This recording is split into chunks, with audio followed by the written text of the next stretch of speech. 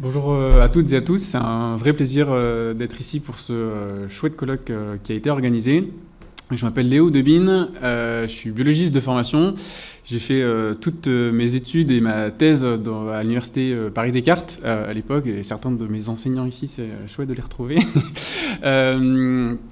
Depuis plusieurs années, j'ai eu la chance de travailler avec Gaël sur différents projets de pédagogie, principalement à l'université, pour essayer de transformer les façons d'enseigner et surtout d'adresser les enjeux de soutenabilité à travers différents programmes dont on va essayer de vous parler un petit peu aujourd'hui. Et moi, je m'appelle Gaëlle Charon, je suis physico-chimiste de formation. Je travaille au laboratoire matières et systèmes complexes de l'UFR de physique. Avec Léo, on s'est rencontrés en 2021, donc ça fait 2 ans qu'on travaille ensemble, au sein du groupe Savoir et Action à l'heure de l'Anthropocène. SAA, c'est un groupe de travail qui s'est initialement formé pour réfléchir aux orientations stratégiques en termes de transition écologique de l'université, lorsque l'université réfléchissait à l'élaboration de son plan stratégique qui est paru en 2022.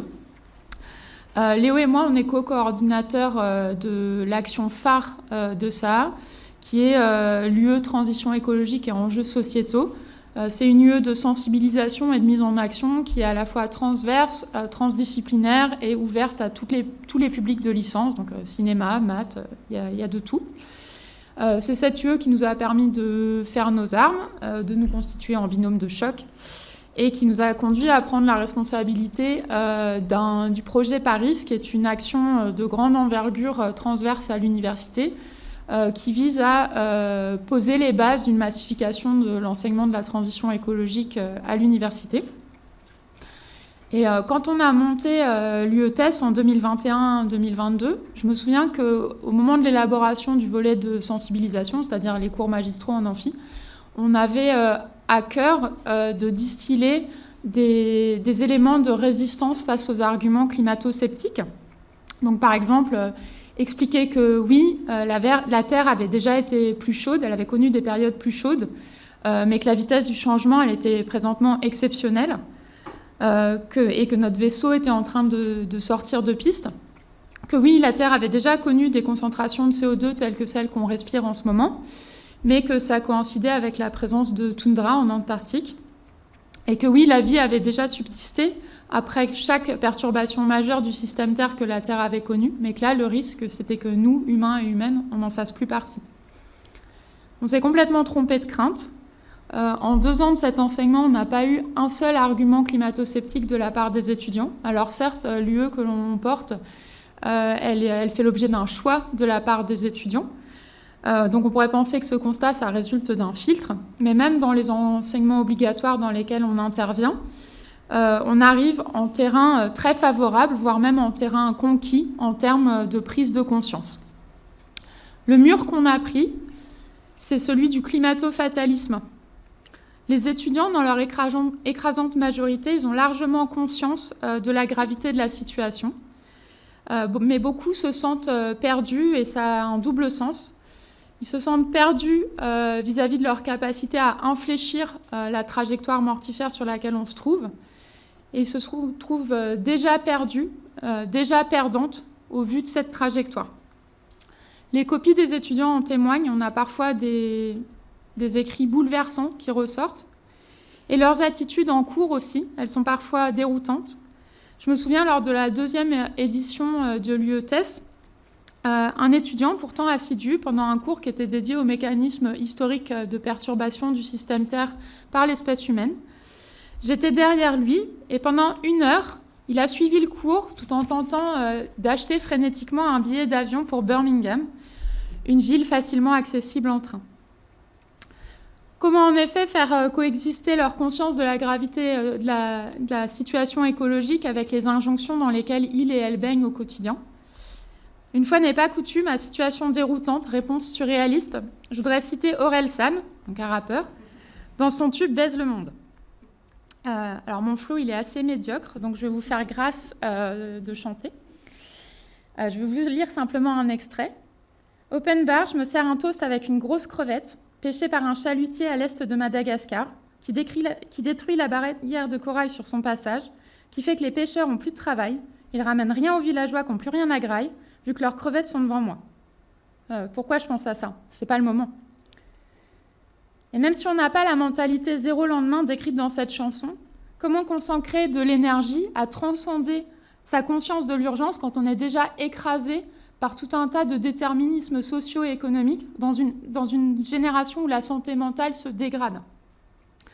C'est ce que décrit Gaël Faye dans sa chanson Respire, avec un style un peu différent. Et comme c'est pas du rap cette fois-ci, je vais prendre un risque. Je vais vous le chanter. Au flash d'infos, les crises, le chômage, la fonte des glaces, les particules fines, courir après l'heure, les rames bondées, les bastons de regard, la vie c'est l'usine, hamster dans sa roue, petit chef grand bourreau, faire la queue partout, font la gueule partout, la vie c'est robot. J'arrêterai là les tours de chant. Merci. Gaël, si tu nous entends. Comment se battre contre la résignation dans ce contexte d'épuisement? Pour sortir de cette dépression collective, nous avons besoin d'un horizon. Il faut montrer des voies de transformation concrètes, à portée de main, permettre aux étudiants de s'y engager et d'en inventer de nouvelles. L'université offre-t-elle un cadre correctement dimensionné pour cela? Pour le moment, non. Une transformation pédagogique est en marche et qui prend en compte la nécessité d'une mise en action comme remède à l'anxiété paralysante. Nous y sommes poussés par le soutien que notre ministre de tutelle affiche au rapport Jouzel 2, qui préconise que 100% des étudiants soient formés à la transition écologique en se basant sur une pédagogie par projet d'ici à 2027. Un certain nombre de collègues n'ont heureusement pas attendu la parution de ce rapport pour se convaincre de l'urgence à rendre intelligible à tous la crise écologique. Je salue leur courage et leur pugnacité. Grâce à elles et à eux, et à l'Action Paris, en 2024, près de 800 étudiants de licence, physiciens, chimistes, biochimistes, biologistes, géographes et mathématiciens, ainsi que 1700 étudiants de médecine, auront accès à une formation obligatoire au fondement du dérèglement du système Terre et à la nécessaire transition écologique qu'il nous faut opérer. Léo et moi avons à cœur d'amplifier cette dynamique. Nous avons ouvert pour cela des formations au personnel enseignant pour qu'ils puissent se projeter dans l'ouverture de formations qui soient adaptées à leur filière et à leurs ressources propres. Cette sensibilisation des étudiants, cette prise de conscience de leur valeur en tant qu'acteurs ou actrices de la transition, elle doit trouver en sortir de ces formations une voie d'expression pour ne pas passer du flou à l'hébétement, du flou au fatalisme.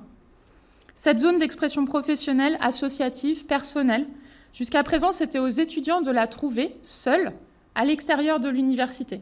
Et il y a là un grand paradoxe. L'université est le lieu avec lequel ils ont un lien fort. L'agora dans laquelle ils et elles évoluent au quotidien, dans laquelle ils nouent des relations affectives, sociales, dans laquelle ils construisent le socle de leur avenir. C'est aussi le lieu, et il faut que ça le devienne, d'un grand chantier de transition écologique. L'Université Paris-Cité, c'est 63 000 étudiants et 7 000 personnels.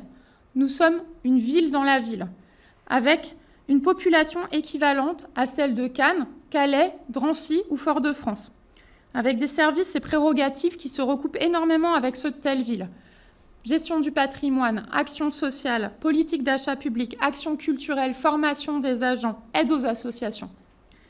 Comme toutes les collectivités territoriales de cette ampleur, UPC se doit de se transformer pour participer à l'effort collectif d'enrayement de la crise écologique et s'adapter aux conséquences déjà inévitables. Décarbonation, sobriété, résilience, inclusivité, justice, tout ça doit faire l'objet d'une planification. Et dérouler une telle stratégie planifiée à l'échelle de notre université, c'est créer un exemple, une illustration. C'est alimenter le répertoire des possibles, le répertoire des faisables, et inspirer une transformation à des organismes qui ont la même échelle que nous. Il existe en France 145 communes de population comprises entre 40 000 et 100 000 habitants, pour un total de 8,5 millions de personnes. À l'inverse, l'université doit tirer un enseignement et s'inspirer des expériences de ces organismes cousins que sont les villes. Je me réjouis à cet égard d'écouter cet après-midi le retour d'expérience de la ville de Sevran. L'avantage que nous avons sur ces collectivités, c'est la convergence d'expertise. UPC, via sa culture de l'interdisciplinarité, dont on nous rebat beaucoup les oreilles, via ces unités de recherche et ces instituts, le Centre des politiques de la Terre, le Laboratoire interdisciplinaire des énergies de demain, l'Institut des défis, auquel appartient Léo, le Laboratoire des dynamiques sociales et de recomposition des espaces, et je m'excuse par avance d'en oublier et d'en ignorer certains, renferme en son sein toutes les forces de proposition nécessaires pour orchestrer cette transformation. En somme, nous sommes notre propre cabinet de conseil. L'exploiter suppose de penser un cadre qui nous permette de conjuguer plus sereinement, le plus sereinement possible nos pratiques de recherche, notre devoir d'enseignement et nos volontés d'engagement. Ce sera justement l'objet d'une table ronde en fin d'après-midi animée par Anne-Lise, je crois. Comme pour les étudiants, se pose la question de la cohabitation, de l'urgence du futur avec l'urgence du maintenant. S'en sortir dans ce monde tout en préparant le suivant. Trivialement, ça se traduit par une valorisation claire des carrières des personnels s'engageant pour la transition de l'université. Faire le terreau de l'engagement, donc. Mais un engagement à faire quoi ? Eh bien, à produire de l'action publique à notre échelle, 70 000 personnes. Certains disent usagers, je dirais coéquipiers et coéquipières. Une action publique qui donne l'opportunité à tous, étudiants et personnels, de trouver sa place dans la construction d'une université modèle d'habitabilité. Une action publique qui permette à ces étudiants et personnels nouvellement sensibilisés de relier les pointillés entre leur formation à la transition écologique et leur carrière et leur choix de vie. Un espace de prototypage de l'action, enfin, qui cristallise un sentiment d'appartenance, celui qui nous fait tant défaut depuis la fusion. Une arche à partir des bateaux amiraux que sont Paris Descartes et Paris Diderot, assemblés ensemble, sans le ciment d'un projet humain. Alors à quoi ça pourrait ressembler ? Heureusement, nous ne partons pas d'une page vierge. Nous pouvons nous inspirer de ce que nous avons déjà fait, de ce que d'autres universités et d'autres villes ont déjà fait, pour opérer progressivement une montée en compétences, en puissance, en engagement. Proposer des cadres d'engagement, c'est le cœur de métier de Léo, et du coup, je vais le laisser vous en parler. Merci Gaëlle. Donc comme l'a dit Gaëlle, les universités jouent un rôle essentiel dans la formation des futurs acteurs de demain. Et pour ça, à mon sens, elles doivent assumer la responsabilité de fournir des cadres d'engagement pour apprendre à adresser les défis des transitions sociales et écologiques.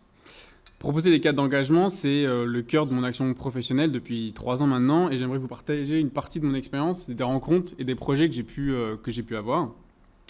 Et par cadre d'engagement, j'entends de systématiquement associer l'enseignement de ce que sont les défis à relever avec la possibilité de s'investir pratiquement sur ces sujets avec quelque chose d'expérientiel. Ces cadres, ils reposent sur des fondamentaux de l'université, avec notamment des outils à mettre dans les mains des apprenants, comme la pensée critique, la méthodologie de recherche, des réseaux de personnes ressources qui peuvent apporter une expertise théorique ou pratique, et surtout des lieux d'expérimentation.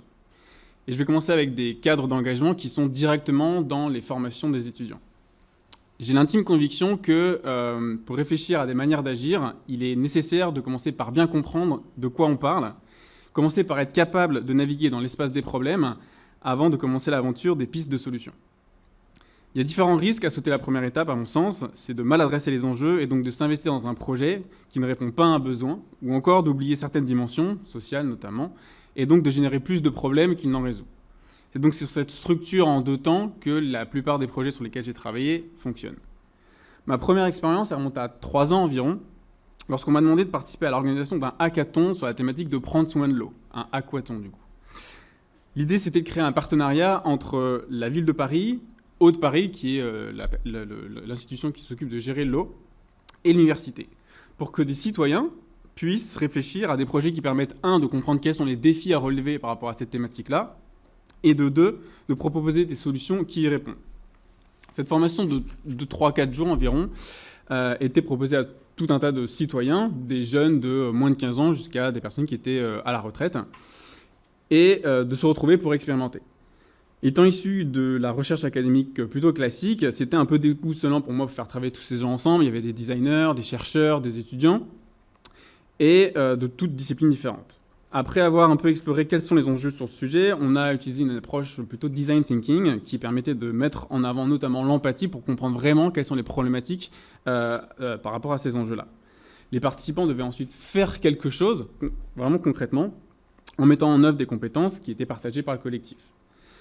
Ce dispositif n'avait évidemment pas pour objectif d'apporter une réponse concrète à des enjeux qui sont éminemment complexes, mais plutôt d'être un prétexte pour apprendre à développer des compétences qui leur seront utiles par la suite dans leur environnement professionnel et personnel. Avoir l'impression de réellement contribuer à résoudre un problème qu'on peut identifier de ses propres œufs est, à mon sens, un facteur fort d'engagement et de mobilisation. Impliquer les citoyens dans des problématiques de territoire, c'est le pari que font notamment les sciences participatives qui couplent une démarche de recherche et l'engagement d'acteurs non scientifiques dans un projet de recherche. Et on pourrait tout à fait imaginer d'ailleurs qu'émergent des projets de sciences participatives sur la notion d'habilité de nos campus. Une deuxième expérience pour moi qui a été marquante, ça a été en formation initiale cette fois, la conception d'un projet de recherche sur les transitions pendant un semestre de licence en biologie, qui était ma formation initiale. On a repris la structure que je vous ai écrite plus tôt, mais sur une temporalité beaucoup plus longue, et avec cette fois l'ambition que les étudiants puissent proposer des susceptibles qui étaient capables d'apporter une solution viable par rapport à une problématique qu'ils avaient eux-mêmes choisie. Le parti pris, c'est de se dire qu'il n'est pas nécessaire d'attendre d'être dans une situation professionnelle pour pouvoir développer ces apprentissages, et qu'ils peuvent le faire durant leurs études. Ils ont donc été capables de concevoir des bactéries qui étaient capables de capter du CO2 atmosphérique et en faire du bioplastique, ou encore de concevoir des emballages à partir de biomatériaux. Un point commun à toutes ces formations, c'est qu'on essaie autant que possible de laisser les étudiants travailler sur les sujets qui leur parlent et qui leur sont chers. Et donc pour ça, le travail sur l'empathie est pour moi une dimension qui est indispensable et qu'on souhaite explorer systématiquement. Quels sont les liens qu'on a avec notre environnement immédiat? Quelles compétences peuvent être mobilisées sur ces sujets? Et l'exemple le plus marquant, pour moi, c'était le cas d'un étudiant de ce semestre qu'on a mis en place et qui était le témoin de la déforestation d'une forêt juste derrière chez lui. La forêt était en train d'être rasée parce qu'il y a la propagation d'un champignon qui est responsable de la maladie de l'encre. Et il a trouvé dans le cadre de ce semestre un cadre d'engagement pour pouvoir apporter une solution concrète à ce projet-là. Et le projet a été tellement une réussite qu'il a été ensuite repris par une équipe de recherche pour pouvoir lutter contre ce phénomène-là en Île-de-France. Les étudiants, ils ont très souvent exprimé le fait que pouvoir se saisir de sujets qui leur sont directement, avec lesquels ils rentrent directement en résonance, c'est quelque chose d'important pour eux, et je pense que ça permet de lutter contre le climato-fatalisme dont parlait Gaël. L'université doit pouvoir montrer des voies d'action possibles. Ensuite, sur des missions d'engagement, peut-être des missions d'habilité du campus, c'est une autre façon de pouvoir concevoir l'action. En prolongement de ces initiatives d'action, l'université a tout intérêt à proposer directement des missions d'habilité à ses étudiants et au personnel nouvellement formé. Les campus, c'est des formidables lieux d'expérimentation possibles et il y a tant à faire, surtout dans des universités qui ont été construites pour certaines il y a plus de 100 ans. Il y a une responsabilité donc à concevoir les modalités qui permettent de favoriser l'émergence de projets qui œuvrent dans ce sens et d'autre part de reconnaître aussi cet engagement-là. L'université dispose de tous les outils, à mon sens, pour pouvoir concevoir ces cadres, des personnels qui sont investis, des étudiants qui sont intéressés, des lieux d'expérimentation, des Fab Labs, des laboratoires, et des outils méthodologiques pour comprendre quels sont les enjeux et pouvoir apporter une réponse. Et ces initiatives, elles participent à favoriser la diffusion des connaissances, la mobilisation collective et la création d'une culture de l'engagement au sein des campus et au-delà. Lorsqu'on s'attaque à la réflexion sur la gestion durable d'un établissement, la question, elle est souvent tournée autour des émissions de gaz à effet de serre ou encore la gestion des déchets, qui sont certes des chantiers essentiels à fort impact et très visibles, mais ça peut être une marche très haute pour à la fois le personnel et l'établissement de s'en saisir. Et donc, pour mobiliser l'ensemble des acteurs, des actrices des campus, l'action sociale, elle est souvent peut-être plus mobilisatrice. Et donc, en parallèle à faire ça, de nombreuses universités s'appuient sur des associations et des mouvements étudiants et se sont emparés du sujet pour proposer des initiatives qui améliorent le confort des citoyens, des citoyennes des campus et favorisent la création de liens autour de valeurs autour de la transition. En préparant cette table ronde, Gaël aime partager des initiatives d'autres établissements, notamment à UCL, à Londres, qui propose en début de chaque année une grande foire à vélo avec une maintenance de vélos gratuits, des marquages d'antivol des bicyclettes et un grand marché de vélos d'occasion. Le site de l'Université de Manchester pointe vers des associations de cyclistes de l'université, un groupe fort de 1200 membres qui organise des ateliers de réparation, des initiations et du parrainage pour apprendre à circuler en ville en toute sécurité et qui négocie des prix sur des réparations et des pièces. Ici, à UPC, on a un vestiaire solidaire qui propose aux étudiants une bourse aux vêtements formels pour préparer les entretiens d'embauche. À l'Université de Strasbourg, ce concept il est étoffé et récurrent. L'association Campus Vert permet à ses étudiants de s'équiper en vêtements et petits matériels à faible coût et à faible empreinte carbone lors des brocantes solidaires organisées chaque année en partenariat avec Emmaüs. Dans le même esprit, l'association des étudiants de l'université Sussex propose une bourse aux vêtements non monétisée sur le principe de vous amener une pièce et vous repartez avec une autre. L'inclusivité est de mise, le comité organisateur précise que l'événement est accessible aux personnes à mobilité réduite et que des toilettes accessibles et neutres en genre sont disponibles. Donc on fait vraiment un traitement systémique des enjeux.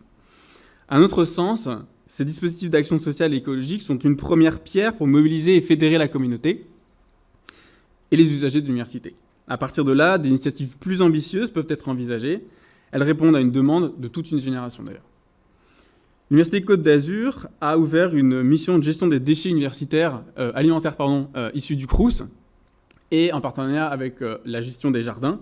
Ils ont installé un compost dans les jardins du campus. Ils ont recruté un maître composteur et ce sont des étudiants en service civique qui s'occupent de la gestion de ce projet-là.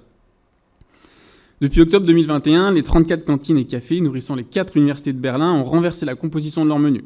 Alors que nous débattons de proposer un repas végétarien par semaine dans les cantines scolaires, les étudiants de Berlin se voient servir des menus à 96% véganes ou végétariens, avec le choix d'une seule option carnée 4 jours par semaine. Pour environ 6 millions de repas servis par an, cette transformation, c'est un non-événement aujourd'hui. C'est le résultat d'une mobilisation étudiante pugnace et massive qui est montée en puissance à partir de l'ouverture en 2010 d'une première cantine végétarienne, puis d'une deuxième en 2019. Imaginez la montée en compétences des étudiants qui ont porté ces initiatives et ces étapes de transformation. Les capacités d'organisation, d'animation, de communication ou de construction de réseau, leurs interactions sociales, les amitiés, peut-être même les amours qu'ils auront développés au cours de leur quête. Leur estime d'elles-mêmes, une éducation. La transition écologique peut servir de vecteur de développement personnel et de compétences pour une carrière. Et puis ensuite, il y a la question de la valorisation de l'engagement, de leur reconnaissance. Pour renforcer l'engagement des personnels, il est essentiel de reconnaître les efforts et l'acquisition de compétences. Certaines universités ont déjà mis en place des modalités de reconnaissance des compétences non formelles acquises grâce à l'engagement communautaire, tels que les certificats, les badges numériques ou encore des mentions spéciales sur les diplômes. L'Université de Strasbourg a demandé aux étudiants, notamment, de concevoir un guide du colloque ou de la réunion éco-responsable en partenariat avec le service des achats. Cette implication dans ce projet a été valorisée à travers une UE d'engagement présente dans les maquettes de formation. Dans cet esprit de valorisation du parcours de l'engagement, l'Université de Grenoble-Alpes a développé un système de certification sous le principe des Open Badges. Elle valorise ainsi l'engagement citoyen sur le campus, les compétences acquises au passage via les badges de type responsabilité sociétale et environnementale, expérimenter l'interdisciplinarité ou encore appréhender la pensée systémique. Les étudiants et les personnels peuvent acquérir ces badges-là, notamment en participant à des hackathons, des écoles d'été, des ateliers ou tout un tas d'initiatives. Quelle quantité de compétences et de savoir pourrait être reconnue pour celles et ceux qui ont déjà tant œuvré pour les transitions en dehors de l'université à travers des associations ou encore en aidant leurs proches ? Cette valorisation officielle encouragerait les citoyens à s'investir davantage dans une dynamique positive où l'engagement est reconnu comme une composante essentielle du développement personnel et professionnel. Pourquoi ne pas penser à une sorte de VAE de l'engagement, comme ce que propose François Tadei ? Les modalités sont encore à définir, mais cela permettrait de donner une crédibilité académique à un engagement en faveur des transitions, voire des passerelles vers des nouveaux diplômes qui adressaient peut-être la question de l'habitabilité. Et au-delà de reconnaître ou de valoriser cet engagement, par les dispositifs dont parlait Léo, l'université, elle devrait en fait adopter, à notre sens, une posture beaucoup plus incitative et considérer cet engagement comme une chance, comme une formidable opportunité de révéler ou de développer des talents. Sur le site de l'Université du Sussex à Brighton, c'est une université qui contient 17 000 étudiants, la page soutenabilité est accessible en un seul clic depuis la page d'accueil de l'université. Sur cette page soutenabilité, on a un point central, c'est un encart qui dit « Impliquez-vous ». Celui-ci renvoie à des formations, des conseils pratiques et des opportunités d'engagement en tant qu'étudiants, mais aussi en tant que personnel. Les personnels et étudiants peuvent ainsi rejoindre le réseau d'usagers chargé d'implémenter la stratégie de soutenabilité et de résilience de l'université à travers tout son campus, ou bien s'engager auprès d'associations partenaires qui sont clairement fléchées. Cet engagement est officiellement reconnu par un contrat de bénévolat de 12 mois avec l'université, pour lesquels les personnels se voient libérer un minimum de 2 journées par an, et c'est un minimum. Pour les personnels, la procédure pour se mettre en disponibilité, c'est jours par an, Elle est très simple et elle est accessible depuis l'espace de travail numérique. Il y a là un quadruple gain. Une opportunité de valorisation de carrière, d'acquisition de nouvelles compétences, de développement du sentiment d'appartenance, celui derrière lequel tout le monde court, et tout ça à but de transformation écologique. Et ce bain, et non ce vernis de transformation écologique, il finit par donner une cohérence à l'ensemble, une cohérence à une certaine trajectoire, à de grandes actions de recherche interdisciplinaire en lien avec le territoire, par exemple. Dans cette même université du Sussex, il existe un vaste programme de recherche sur la soutenabilité, aligné sur les objectifs de développement durable de l'ONU. L'un des thèmes phares, c'est la soutenabilité alimentaire et l'usage résilient des terres de la côte sud anglaise.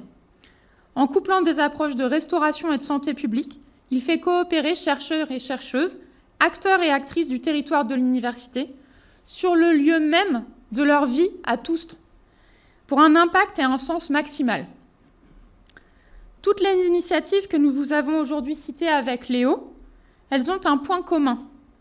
Elles sont issues d'universités dotées d'un comité de soutenabilité, avec un schéma directeur, une feuille de route et un budget. Les propositions des associations étudiantes, elles sont en résonance avec ces schémas directeurs, très probablement via des influences mutuelles et des boucles de rétroaction. UPC est en passe de se doter d'une vice-présidence transition écologique. Il est grand temps.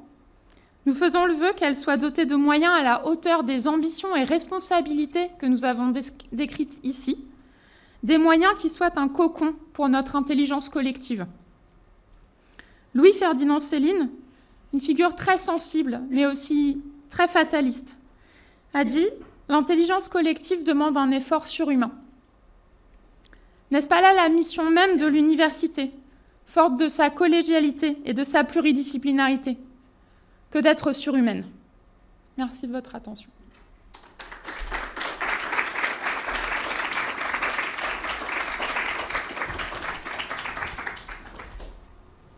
Merci beaucoup. Peut-être y a-t-il des questions au sujet de cet ambitieux programme de l'Université Paris-Cité, sur lequel nous aurons probablement l'occasion de revenir et de développer des liens avec le Centre des politiques de la Terre, un peu plus organique peut-être à l'avenir, en lien avec cette vice-présidence. Xavier. Oui, moi j'avais une question sur... Merci. J'avais une question sur la problématique en fait, des transports. Parce que lorsqu'on discute avec des responsables du GIEC, avec Valérie Masson-Delmotte, enfin, elle dit dans les laboratoires de recherche, une des principales problématiques en lien avec la décarbonation au niveau des labos et de l'activité des chercheurs, c'est celui des transports, et notamment voilà, des transports en avion, évidemment.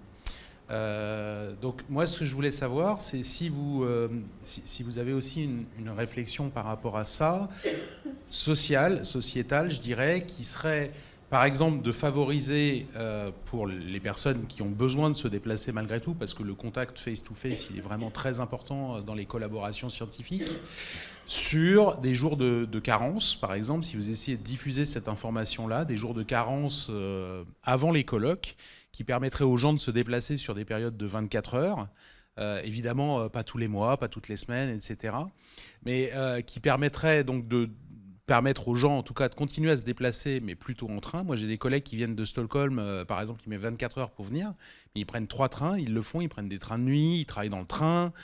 C'est jouable, hein. Et puis moi, le train, c'est l'endroit où j'aime le mieux travailler. Hein. J'aime pas travailler en avion, typiquement.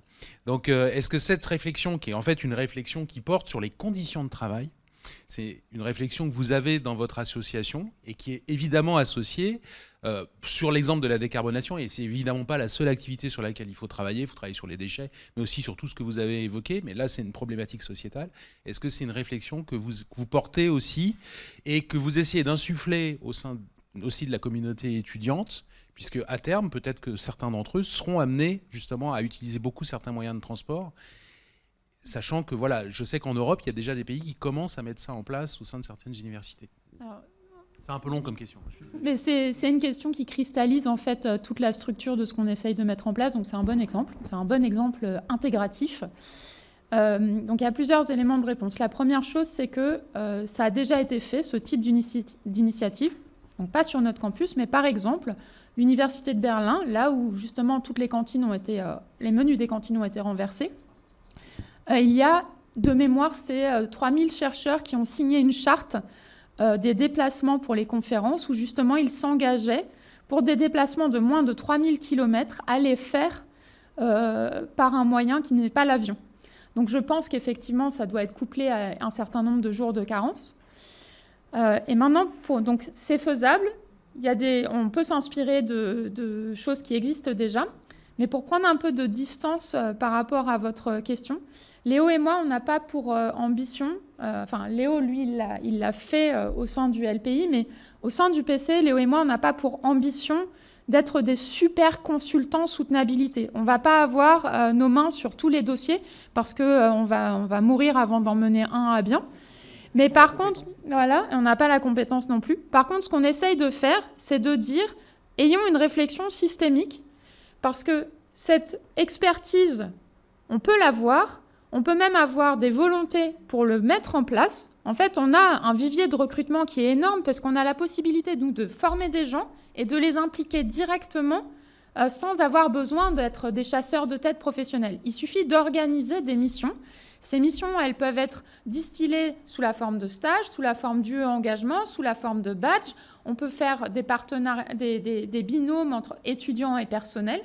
En fait, on a la capacité de former, on a l'expertise et on a des ressources à employer. Mais par contre, il faut qu'on s'organise.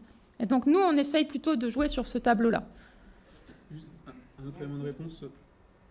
Je veux juste compléter rapidement sur cette dimension sur les activités de recherche. En tout cas, il y a un collectif qui s'attaque en particulier à ce sujet, c'est le collectif du Lab 1.5, peut-être que tu connais. Et au sein de l'université, c'est Audrey Sabat qui m'avait partagé que justement, sur le premier bilan qu'ils avaient fait, c'était plutôt les achats, il me semble, qui était l'un des postes d'émission principales de GES, en tout cas sur les impacts d'émissions. Et sur les transports complétés, je ne me rappelle plus l'université qui a mis ça en place, mais ils ont réfléchi à une idée de quota carbone pour les étudiants sur notamment les stages à l'étranger. Ça a été une décision qui a été difficile à mener, mais qui est arrivée à son bout, où en gros les étudiants partent dans leurs études avec un quota et ils doivent faire le choix des destinations qu'ils vont faire en fonction de ce quota-là. C'est un élément de réponse, quoi. Juste pour compléter, en fait, tout ça, c'est sûr que quand c'est des initiatives qui peuvent être très clivantes lorsqu'elles sont menées de manière en silo. Mais s'il y a un bain culturel à l'université, si on organise par exemple cette énorme foire au vélo, c'est la réflexion sur la mobilité, elle s'engage avec quelque chose qui est beaucoup moins clivant parce que c'est des trajets du quotidien et c'est présenté de manière positive, du type comment faire en sorte de ne pas avoir des accidents de circulation dans Paris. J'en ai fait les frais assez récemment. Donc c'est un bain culturel qui va infuser un peu partout.